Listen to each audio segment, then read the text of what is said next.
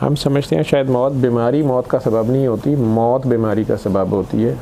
जब मौत आ जाए तो वो फिर किसी भी शक्ल में आती है, उसका तो शिफा ही मौत होती है। बीमारी की शिफा अल्लाह देता है, बीमार हम खुद होते हैं। मैंने कहा ना कि हम क्यों बीमार होते हैं। डॉक्टर साहब को हमें डॉक्टरी की ज़ुबान में हम सब सबब वसीला उसमें पढ़ते हैं ना, कॉज एंड इफ़ेक्ट के मजबूर हैं हम। हमें पता है हर चीज़ की कोई वजह होती है, इस वजह से ऐसे हुआ, उस वजह से ऐसे हुआ। हमारी अम्मी अब्बा की शादी हुई तो फिर हम पैदा हुए, तो हमारी शादी हुई तो हमारे बच्चे पैदा हुए, तो ये सारा कॉज एंड इफ़ेक्ट है। जब इस बेवकूफ़ी में इस हद तक ये हमारा इल्म है, इससे आगे की जब हमें नहीं समझ आती तो हम अल्लाह पे भी ये चीज़ें अप्लाई करते हैं और इस तरह के सवाल करते हैं। तो ठीक है, फिर अल्लाह कैसे पैदा हुआ, फिर अल्लाह कहाँ से आया? अल्लाह काज एंड इफ़ेक्ट से आगे है।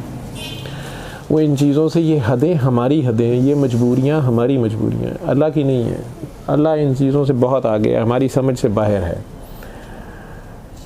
है या नहीं है, ये दोनों सूरतों में भी उसे कोई फ़र्क नहीं पड़ता। हम अपने माँ बाप के बताए हुए, ज़्यादातर हम में से लोग अपने माँ बाप के बताए हुए मज़हब पे चलते हैं, जैसे वो बताते हैं हम भी शुरू कर देते हैं।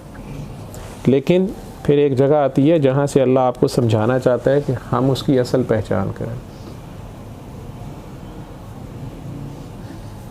हम शॉर्टकट्स इसमें भी ढूंढते हैं या एक्स्ट्रा इबादत शुरू कर लेते हैं, मकासद हमारे दुनियावी होते हैं। दुनिया की मुख्तलिफ़ ख्वाहिशात या मसाइल, उनके हल के लिए हम जो उसका एक वाज़ेह तरीक़ा है दुनिया का, वो करने की बजाय हम समझते हैं किसी चिल्ले वजीफ़े से, किसी माफूकुल फ़ितरत काम से, किसी बाबा जी की फूफा से या मेरी अपनी छूछा से, मेरे अपने किसी वजीफ़े से ऐसे हो जाएगा और वैसे हो जाएगा। नेक बंदा भी हो तो उसकी करामात उसे कहते हैं, मौजज़ा तो अब होता नहीं है, नबी मौजज़ा करते हैं। हम आम लोग हैं और हम अपनी पहचान नहीं रखते। असल में हम असल वादा भूल जाते हैं जो हम अल्लाह से करके आए होते हैं। तो क्या वादा है, हम इधर आए क्यों हैं, वो सब भूल भाल के हम इधर के कामों में पड़ जाते हैं।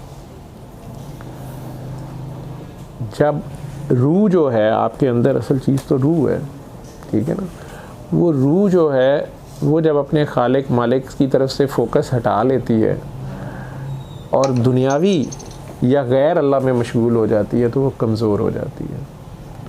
जब रूह कमज़ोर होती है, जैसे ये रोशनी है, वैसे तो अब चारों तरफ है, लेकिन मेरी अगर सोर्स ऑफ एनर्जी ये है तो मेरा इसकी तरफ मुंह है तो मुझे ज़्यादा रोशनी आ रही है।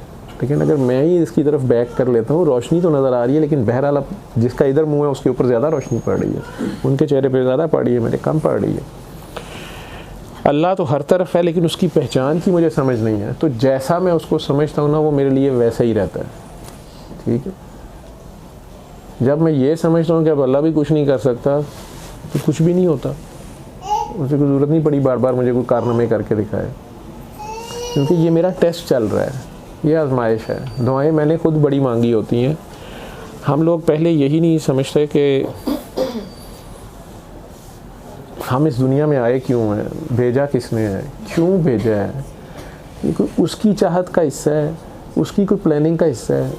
देखिए ना, ये मोबाइल किसी ने तो बनाया, जिसने बनाया उसने किसी काम के लिए बनाया। तो ये मोबाइल साहब कहें कि मैंने वो काम नहीं करना, मैंने ये काम करना है, मैंने जूस पीना है, मैंने फूल खाना, तो इसको वो काम करना पड़ेगा जिसने बनाया। उसने अपने लिए बनाया, अपने काम के लिए बनाया ना, इंसान ने इसको अपनी ज़रूरत के लिए बनाया, तो इसको वो ड्यूटी देनी पड़ेगी। इसकी जो खुराक है वो इंसान का काम है।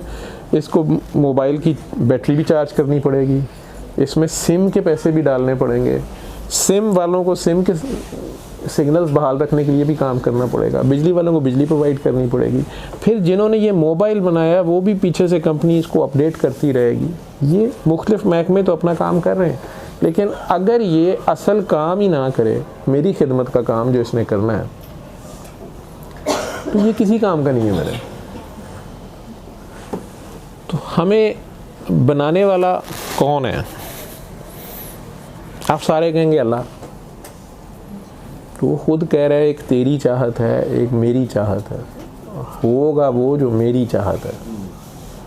बस अगर मान लिया तूने उसको जो तेरी चाहत है तो मैं वो भी दे दूँगा तुझे जो तेरी चाहत है।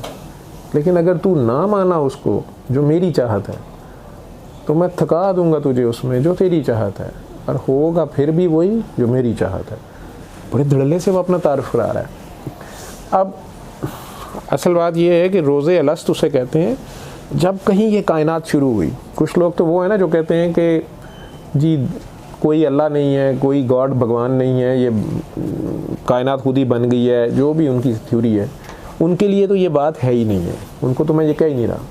लेकिन जो लोग इस बात में यकीन या बिलीफ या जिनका ये सोच है, कम अज़ कम उन्हें नहीं भी किसी ने बताया लेकिन उनकी अपनी सोच या ख्याल है कि बहरहाल कोई खुदा है, कोई खालिक है, कोई मालिक है, कोई भगवान राम जो भी नाम रख लें, कोई है सही जिसने ये सब कुछ बनाया है और दिन रात का खेल चलाया है, और हम जैसों कई आ रहे हैं और कई जा रहे हैं और ये खेल चलता जा रहा है, तो कोई है, यही कहते हैं ना।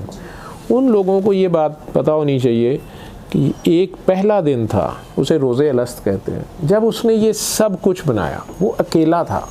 हम लोग इस कहानी को हमें चूँकि नहीं पता, ना इसमें गौर करते हैं, और उसमें जब हमने वहाँ जो वादा किया था वो वादा जब हम भूल जाते हैं, पसे पुष्ट डाल देते हैं, तो उसके बाद हम खुद उस जिस चीज़ में भी फंस जाते हैं। क्यों? क्योंकि असल जो मालिक है, जिसने भी बनाया है, मर्ज़ी उसकी चलेगी, उसी का खेल चलेगा।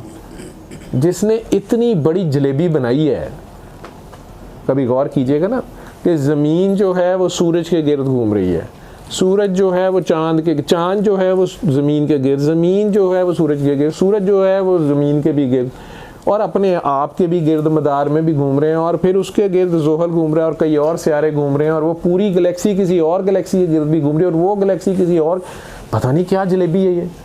इतनी बड़ी जलेबी जिसने बनाई है, जिसमें कोई किसी से टकरा नहीं रहा, और सब अपनी मुकर्रर जगह पे घूमी जा रहे हैं, कोई आगे पीछे नहीं हो रहा।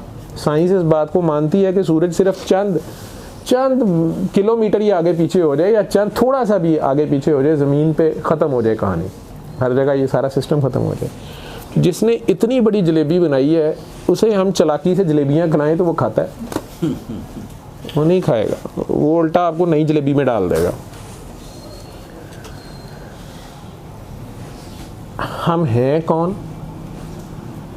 हमारे ज़ुम्मे है क्या? हमने करना क्या है? हमें इधर भेजा किस लिए गया है? हमें भेजने वाला कौन है? हमने क्या वाकई किसी को जवाब दे हैं? क्या हमने वापस जाके किसी को मुंह दिखाना है? ये सारी बातें छोटे बच्चे को तो कोई मसला नहीं है, ये किंडरगार्टन वाले को तो कोई मसला नहीं है। ये टीचर की गोदी में छीछी कर दे, ये टीचर के बाल खींच दे, ये मामा की गोदी में छीछी कर दे, ये टीचर को दंदी काट ले गुस्से में, इसको कोई कुछ नहीं कहेगा। किंडरगार्टन का बच्चा है जी, ना समझ है।